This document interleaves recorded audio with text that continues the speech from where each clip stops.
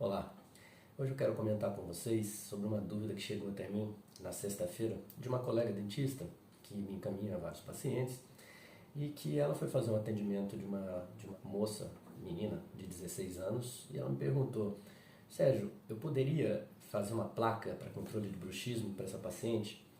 A dúvida dela, provavelmente não, com certeza, estava ligada ao fato de que em 16 anos ainda é uma pessoa em formação, ainda tem um crescimento ainda para acontecer. A resposta é a seguinte: poder você pode. Você pode, existe uma indicação em muitos casos, e a placa tem que ser rígida, não pode ser uma placa de silicone, placa molinha, porque está crescendo, para não atrapalhar, não travar o crescimento. Não, poder fazer você pode. Ela tem algumas características de manutenção e de acompanhamento. Agora, a minha pergunta para ela foi: mas qual o objetivo? Ela falou: a paciente falou que relata que tem bruxismo, um bruxismo intenso. Falei: tudo bem, mas existem classificações sobre o bruxismo em que a gente coloca como, no caso, bruxismo do sono e bruxismo de vigília, né? Até falei para ela sobre orientar a paciente em relação ao bruxismo de vigília. Ela falou que já havia orientado, mas que ela estava com receio de que essa paciente pudesse quebrar dentes ou outra coisa assim, algo que ela acompanha no consultório dela. Mas aí eu repassei para ela as seguintes dúvidas e informações.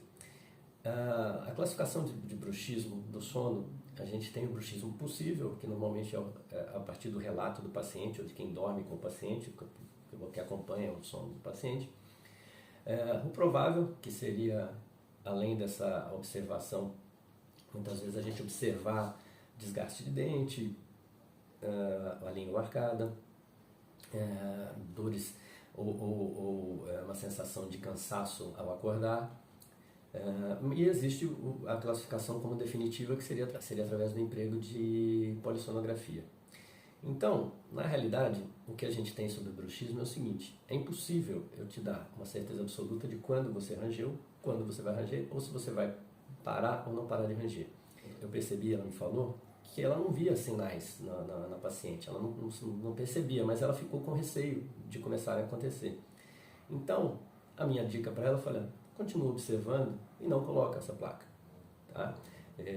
Hoje a gente sabe que em relação a dores, em relação a problemas de disfunção temporomandibular, muitas vezes o bruxismo da vigília, aquele que a gente faz quando está acordado, seja provavelmente mais importante na etiologia, né, no estabelecimento dos problemas das disfunções temporomandibulares.